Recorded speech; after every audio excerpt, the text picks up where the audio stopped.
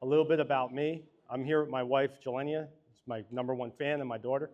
I have a couple members of my team. Damien, have a seat over here. This is Damien Mikowski. He's with Anchor Light. When I structure these deals, I go to them to help me with the paperwork. They'll put it all together, and then we'll send it over to title and attorneys, and then they'll do what they need to do with the paperwork from there. I focus on the things I'm good at in terms of the deal, calculating the construction, calculating the acquisition, and the exit. This is Jose Diaz. He's from South Jersey. He's been fixing and flipping for 20 years. He's my South Jersey partner, so we collaborate and write offers and work on acquiring property in South Jersey. There we go. I just want to go through a couple things. I am not an attorney, just like Harvey Specter from Suits.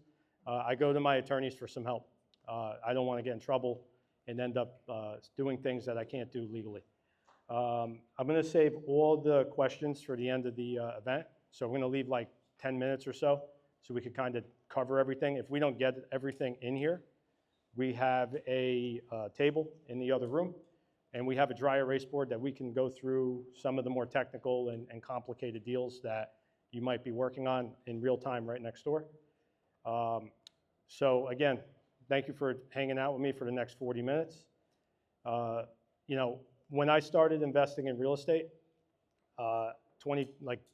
this is going back to 2017, I attended a 3-day event, and it had a big impact on me. We heard an ad on the radio, and my wife and I were convinced that we needed to do this. My son came down with a high fever that day, and she couldn't attend, but I did. And after that, I was convinced this is the business I wanted to be in. I spent several years spinning my wheels, trying to do different things. It wasn't until I joined the Sub-2 community that I realized that it really wasn't my lack of knowledge, but my lack of network. I'll come back to the network thing in a little bit, because it's been the reason why I've been able to get to where I am today. But for the last 22 years, I worked primarily as an electrical contractor, both licensed and through the union, so I have a lot of construction experience. And when I became an electrical contractor, I realized very quickly all the people I'm working for are real estate investors. Going on their projects, making, bidding on their projects, I realized, like, if they're doing it, why can't I? So that's how we ended up getting into these events and learning more about how we can build this business ourselves. A few years later, we find ourselves fixing and flipping here in North Jersey. This is a big year for us. We're scaling. We've done creative deals in and out of New Jersey. We've collaborated with a lot of people, and we keep growing. This is me standing on top of my old work van back in my contractor days. That's me working in the union on top of the transmission tower, and that's my family. That's my wife, son, daughter. We're at a Yankee game hanging out. So we're pretty normal. Like, we're in the grind every day trying to get somewhere. 3 years ago, in 2018, I met Jordan, who's in the center here, and that's Hugo. I think Hugo's in the room. He's with Project Properties. They've been huge supporters of me over the years. I met Jordan at a meetup in 2019, and he was the reason why we got into our first deal. We had spent a year and a half spinning our wheels, trying to do everything. Jordan approached us and said, hey, I'm expanding my marketing in North Jersey. I need help going on appointments and acquiring contracts. He was wholesaling at the time. 2 weeks after meeting Jordan, we got our first contract, and a month later, we got our first check for $3,000. It might as well have been like 300 grand. It took us so long to get that first $3,000 check. Anyone else in this room, can they relate to that? The struggle, right? And then this is last summer at Pace Morby's Montana Ranch. He threw a big rodeo. That's Jamil Danji in there as well. Just a great time hanging out, networking with a lot of Pace's mastermind students. This business is tough, but it's not hard, right? It doesn't have to be hard. I think we make it harder by overcomplicating the things we're trying to do. It's taken my wife and I a long time to kind of hone in on what we want to do. It has to do with knowing yourself and your avatars. That's been a lot of what the community and the network that I've met has helped me do. And so, creative finance, right? Most people think real estate, they go cash, cash, cash. and probably 95% of the transactions are cash, maybe more, right? Probably, right? Yep. So if we're a one-trick pony only offering cash, this business can be tough. And if we start to incorporate outside the box thinking, we can actually get more transactions done, or at least be in the runnings to have another deal that we wouldn't have any other way. So what is subject to? I want to dive right into it. So I'm going to go fast. I'm going to cover a lot because this is a massive topic. We could probably spend 20 hours on this. But subject to is simply the process of taking ownership of a property, but the loan stays in the seller's name. I want to say that again. We take ownership of the property, but the original debt, the seller's debt, stays in place. We don't go to the bank and ask for permission. We don't qualify for the loan. We just step into their shoes and start making the payments. Now, a lot of people will ask, how can you do that? We structure entities. That's why I turn to TCs, transactional coordinators, to help us with the paperwork structure to do that, so that we stay compliant, stay legal, and we are covered. There's a case study here, a property that we purchased right here in our backyard, right in Newark. We closed on this in April of 2023. This was a messy transaction. This seller had contacted my wife and I directly. They were in pre-foreclosure, and they didn't know what to do. They were trying to do all different things with all different cash offers. After much time spent with the family, we determined we would offer cash and try to short sale it. The lender, we worked with Matt Mironoff's team, who's here as well, Real Estate Recovery Group, worked on this file with us. 14 months to get payoffs. The bank just wouldn't respond to Matt's team, and Matt has done tons of files.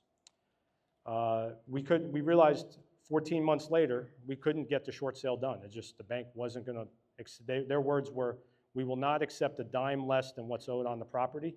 And then they followed that up with, we don't care who makes the payments, as long as we get our $28,000 tax lien payment back. There was a $28,000 tax lien on this property that the bank had paid to avoid losing this to a tax lien investor. So I didn't know what to do. Now, when we contracted this property initially, I wasn't in sub 2. I didn't have a network.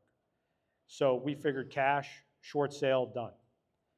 About halfway through that transaction, we wound up joining the sub 2 community, and I had met Damien. So I called Damien up one day, and I was like, how do we structure this transaction? Like, what would you do? I didn't know what to do. It was like, we were going to cancel. So we went through some of the numbers. And just to kind of catch you up to speed on some of the numbers here, so this was a 3-family property, 8 beds, 6 baths, 3,200 square feet, 2008 construction. It's a sweet deal. I mean, it's a beautiful house. We had to bring approximately $109,000 into the transaction to get it current, so that the bank was gone, the tax lien was gone, and then we were in control of the property. However, there was 3 liens against the property. There was a first position mortgage, approximately $465,000. On that first position mortgage, they were paying, it was like $1,711 a month. That was their PI. And there was a COVID forbearance on that $465, so we didn't have to pay the full $465. It was a very small portion. The second position was from a loan mod that they had done in years prior. Silent position, $28,000. And silent just means that no payments are due on that lien until the property is sold or refinanced.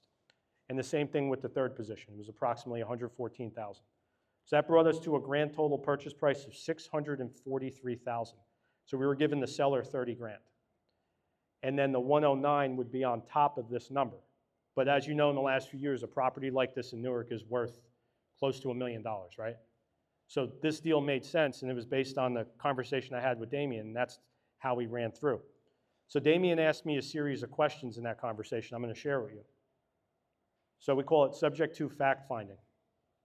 And it's important to know these things when you're considering taking over a property, taking over the mortgage on a property. So first thing he asked me, he's like, hey, do you have a copy of the recent mortgage statement? Of course I didn't, right? I'm only considering taking over their payments, but I didn't have a copy of their statement. You want to have the most recent mortgage statement. You need to know what they're paying per month, what the obligation is. What type of mortgage is it, and what year is the loan? Well, is it a VA loan? Is it an FHA loan? Right? Is it conventional? Is there an ARM? Is there a balloon payment? You want to know these things, because sometimes you may or may not do this type of transaction based on that information. Authorization docs, just to speak to the mortgage company. Again, we're getting ready to make their payments. And if I can't speak to the mortgage company and ask them questions pertaining to the transaction, I could be in trouble. If you're buying out of state, right, a lot of times there's HOAs, right? What are the ownership rules? Because this is going to affect our exit strategy. Sometimes we flip these properties, sometimes we hold these properties. If we're holding, does the HOA require us to hold the property for 2 years? Has anyone seen that with HOAs, right? We're looking at investment properties, and they tell you got to be the owner for 2 years before you can rent, right? That happens. Are there any special assessments? So this is all, Damien just piled it on me, right? One thing after the other. And once we were able to answer these questions, it started to make sense. Are there any other liens on the property, right? There was a $28,000 tax lien. Sometimes there's personal, personal liens for credit cards and things like that get added to the property. Could be mechanics lien. You'll be responsible for all that because you're taking ownership of the property. And are there any existing tenants, leases, right? This property had 2 tenants that had been there for like 12 years. And a funny story about one of the tenants is so the mom owned the property. She was in her 70s, and her son's ex-wife was living on the top floor. And they had some special deals worked out on utilities. And he was paying for her utilities, but she was only paying about $1,100 a month. And the other tenant, on a 3-bed, 2-bath in Newark, right? And the other tenant had been there equally as long, was paying $900 a month on a 3-2. So with Newark landlord laws, right? Like we can't just jack them up to, what would that go for, anyone? Right, 3-2 in Newark these days, was that $2,500 roughly? Right, we can't just raise them up, right? So we had to negotiate with the tenants. So we got the tenants to agree to come up, and it was enough to cover at least the PITI, which was about $2,800 a month once we did all our math. So after this conversation with Damien, we decided to take the leap and buy the property. So a couple things will come up when you go after these types of properties in your conversations with sellers, agents, attorneys. Are there any agents in here? This is so good because we get involved with a lot of transactions with agents like this, in-state and out-of-state. So a couple things to consider, right? We want to be responsible. We're taking over someone's debt. Now the credit of the seller is now my responsibility, right? I'm making the payments. If I fail to make the payments, their credit could be affected. So I want to make sure that I'm capable of doing that. And what if we fail to make the payments, right? To kind of complement that. Well, did we put money in reserves, right? Because we're going to rent these properties out. If let's say it's a single family, we take it over, and that tenant stops paying, do I have the war chest, the reserves to make those payments and put the owner at ease, the original owner at ease that, hey, we're still making the payments even though the tenant's not making the payments to us. What if the seller wants to buy another property in the future? This happens, right? Someone buys a property, and then they decide they can't make the payments anymore, and there's no equity. Maybe we take it over. But maybe 2 or 3 years later, they want to buy a property. That debt's still in their name, right? So how do we get them to qualify to buy another property?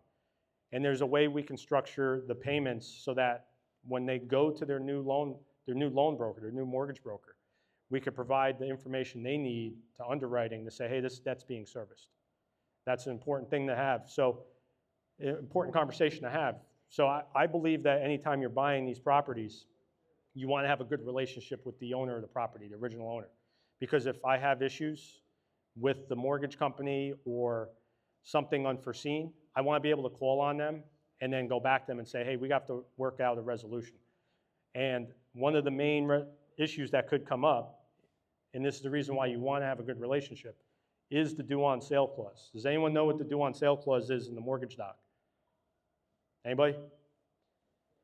So the due on sale clause is in every mortgage doc on planet Earth, right?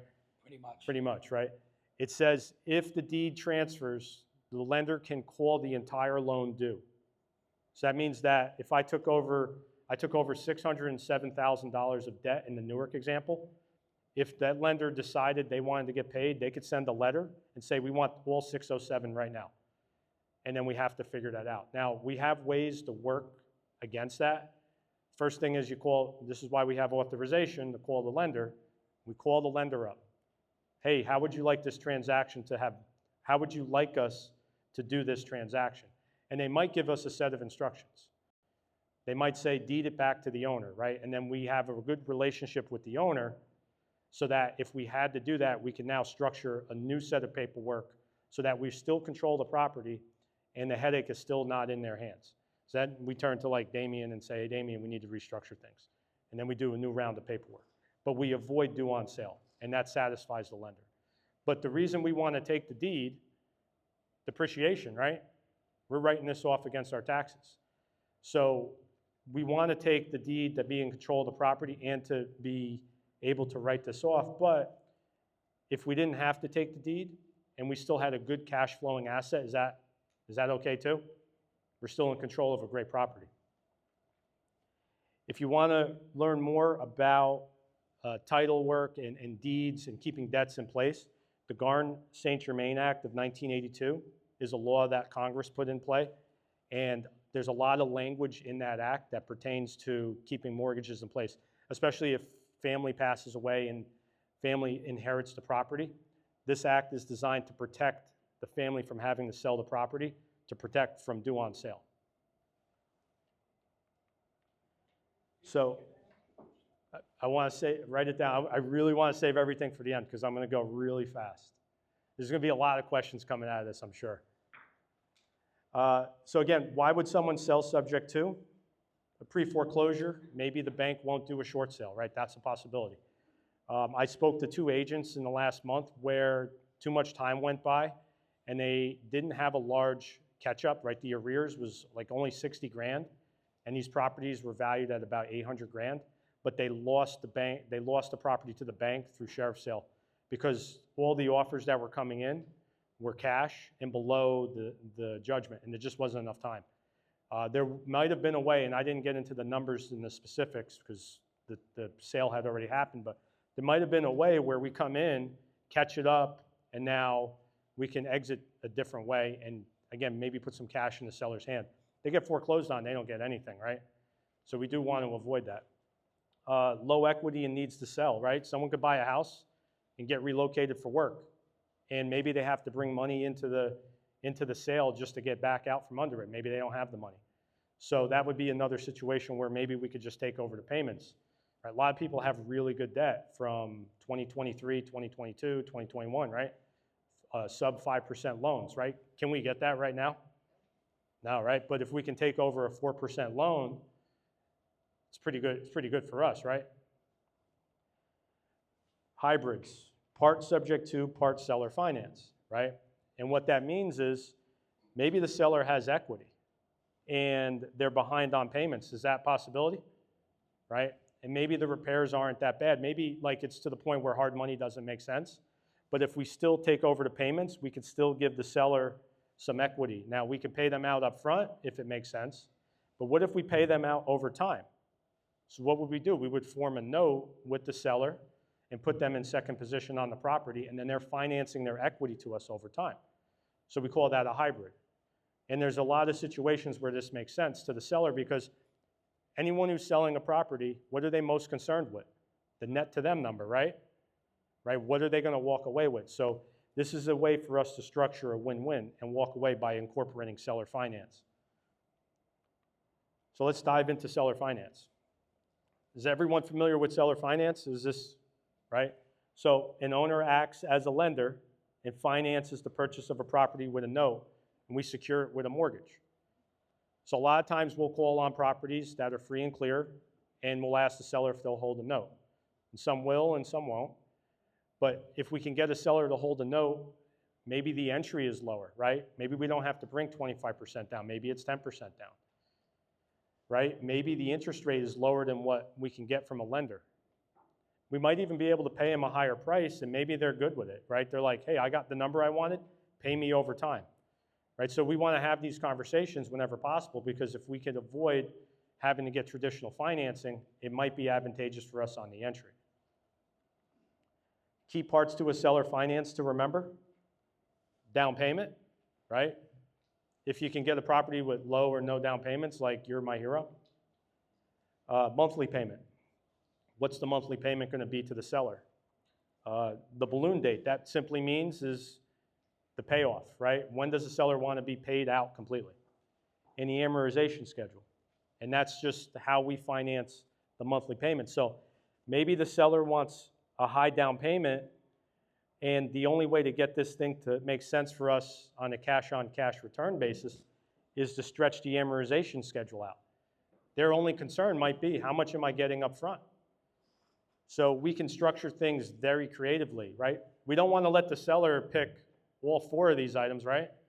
Otherwise, it's not a win-win for us. We do want to have somewhat of a say as to which parts and pieces of this type of transaction work for us.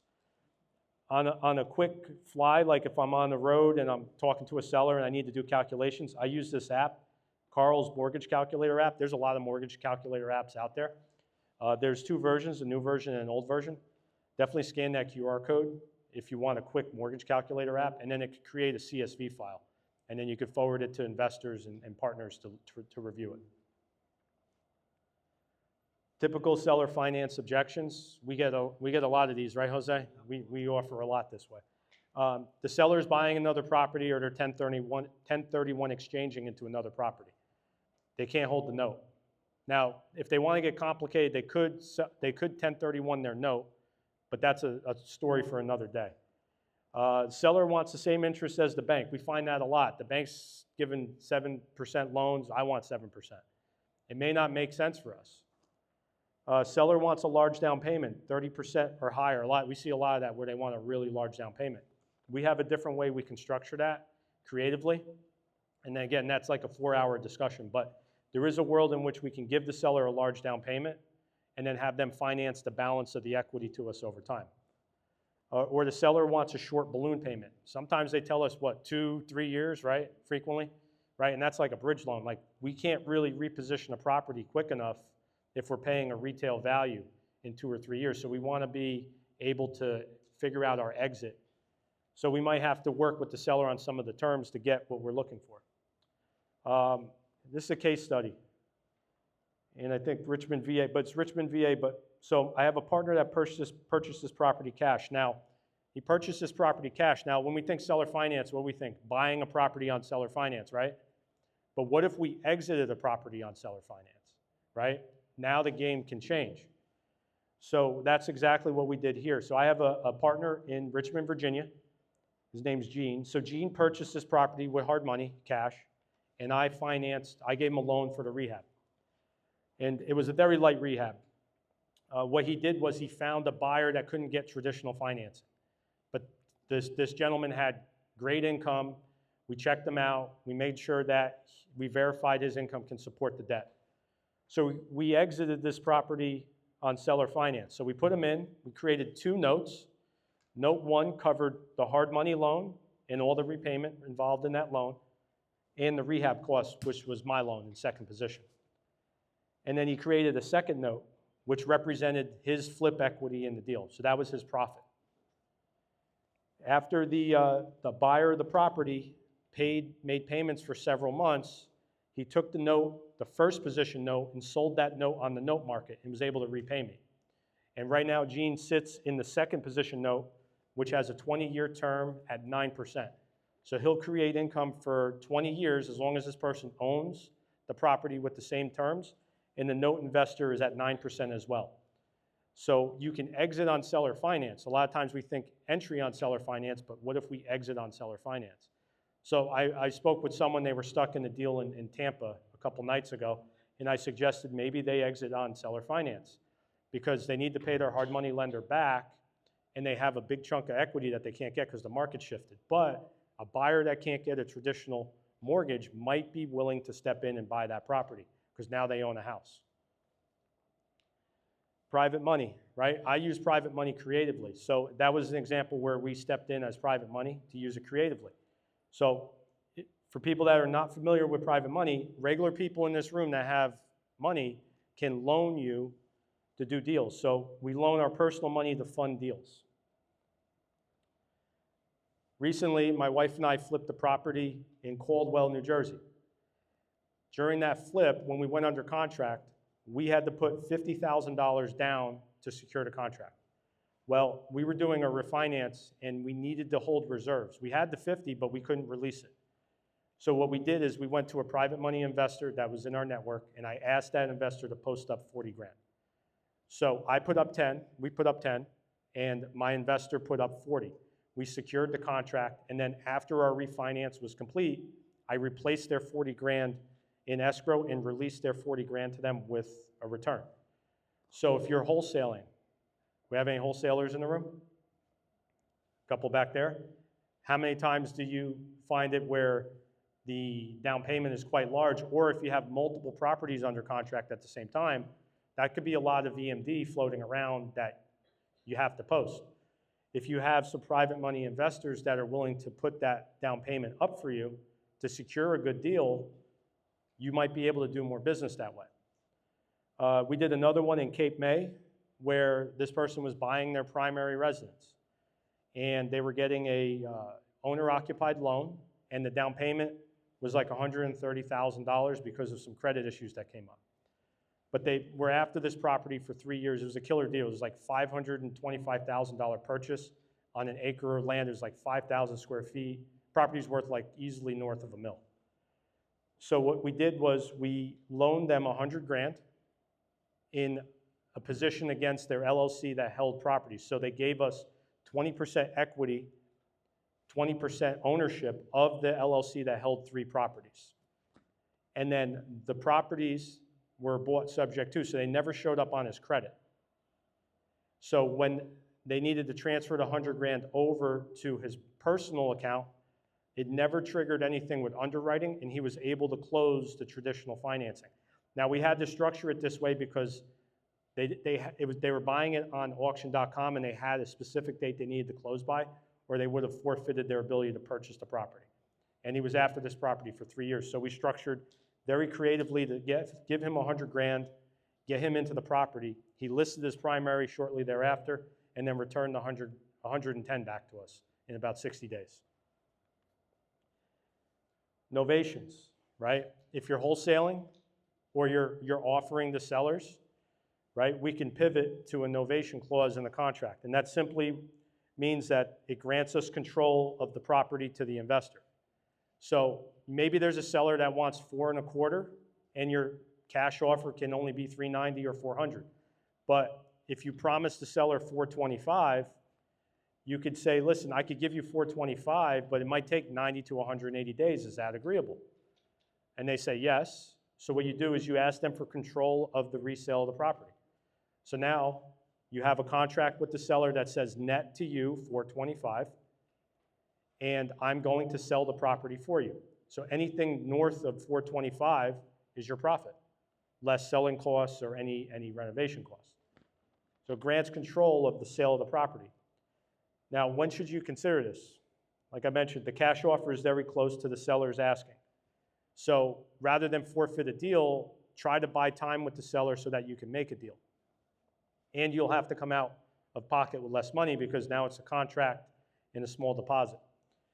Property is vacant and needs little or no repairs, right? That happens a lot. Maybe someone inherited the property, they live on the other side of the country, and they just want what they want, and they don't care how they get it or when they get it. That happens a lot. Seller is willing to wait a few months for the payout, right? Same example. Or we're in a strong seller's market, and you know you can move the property fast and not have much risk. Now, let's talk about risk. The property is occupied. Right? If the owner lives in there, should we agree to take it over and let them stay in there? Probably not, right? We want them out. Or if there's tenants and maybe there's problems with the tenants, we want to make sure that we have control of the property.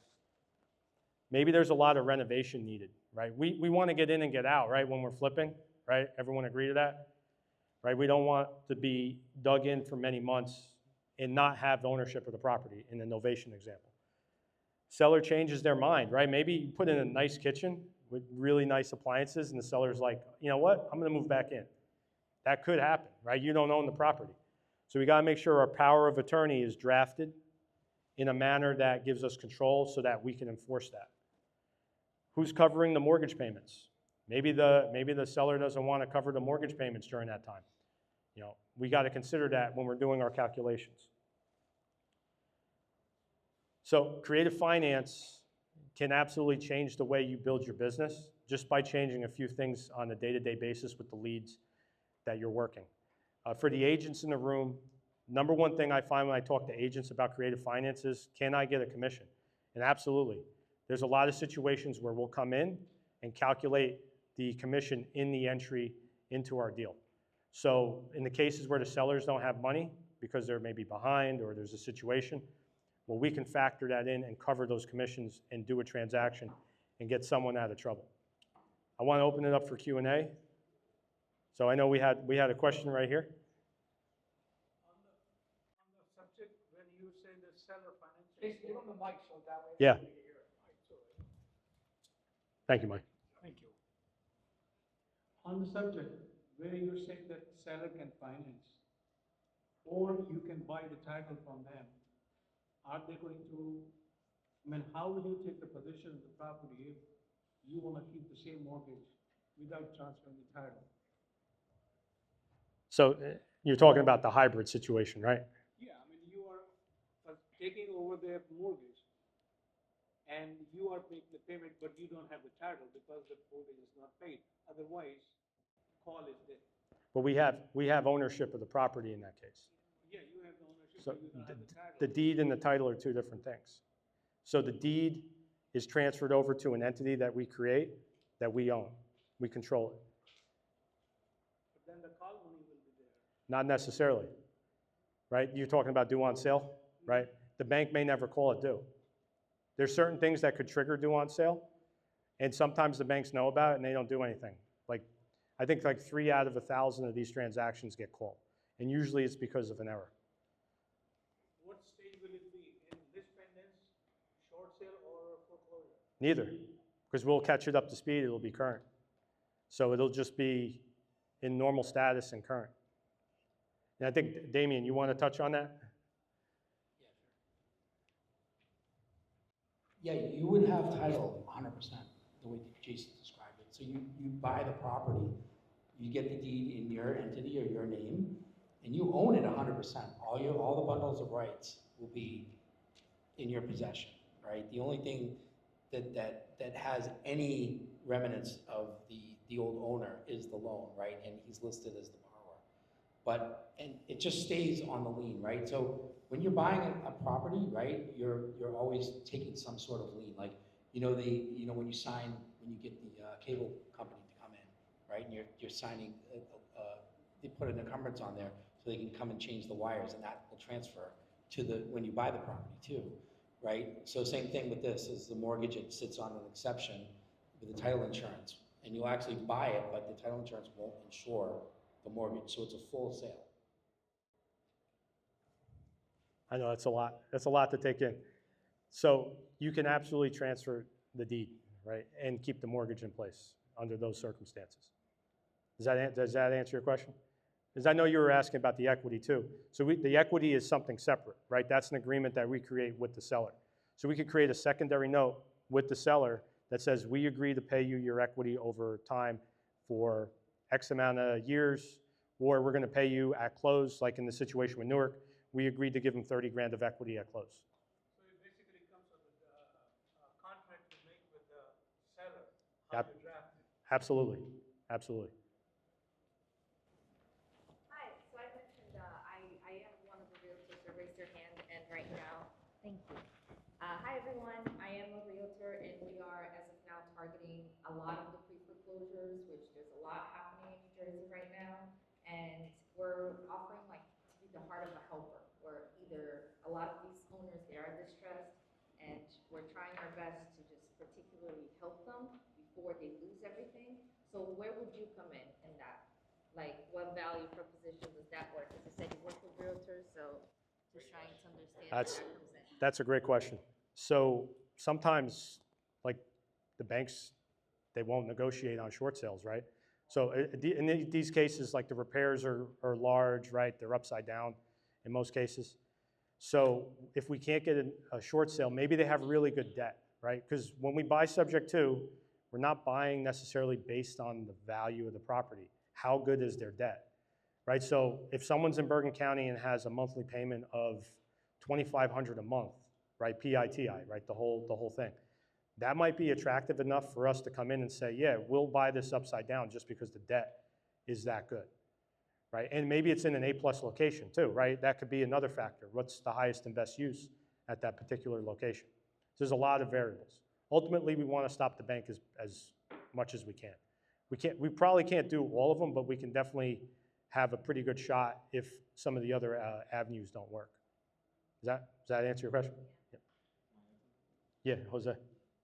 Yeah, in reference to that question, so you would work with one of us in reference to figuring out what would be the best strategy.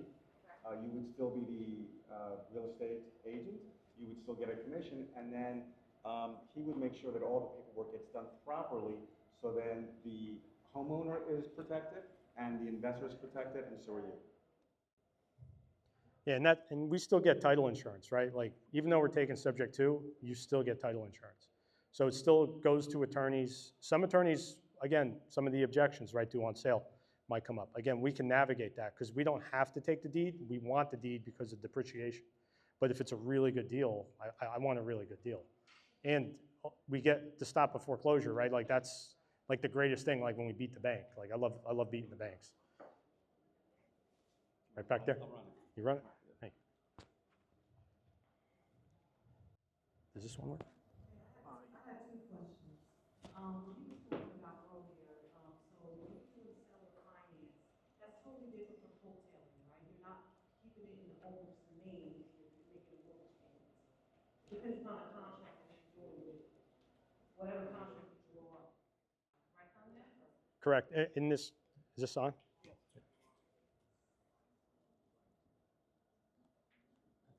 Yeah, correct. In this context, like, we're not referring to wholetailing and that, but it could be done. I mean, this can be like a la carte. Like, you can say, all right, I'm gonna wholetail this property, take over the payments, and then sell it. But for the sake of like what I'm talking about here, that's not how I'm referencing it. But you could absolutely do that. We would call it a subtail, right? Sub 2, but now we're selling it quickly. Subtail, right? Just like a wholetail. And also, when you spoke about a property, I think it was in Richmond, you pay cash amount. Yes. You can exit and sell finance. Yes. What is the benefits of that? Can you explain that again, how you got out of that? Sure. It was so quick that I was like, No worries. So the benefits of keeping your equity in a long-term loan like that is that it creates an income, right? So in that particular example, the investor I partnered with wants to generate income over the long term without having the requirements of ownership. He doesn't want anything to do with owning the property. He just wants his check every month like an investor. So that would be the benefit there. And then his down payment is like today cash, right? So if this buyer brought 20 grand up front, that's his today money, right? The other note was sold to a note investor that's just collecting a monthly drip, and then he stays in for 20 years collecting the same thing. Yes, and I was paid back through the first position loan when that was sold to a note investor. So that's how he got me my money back.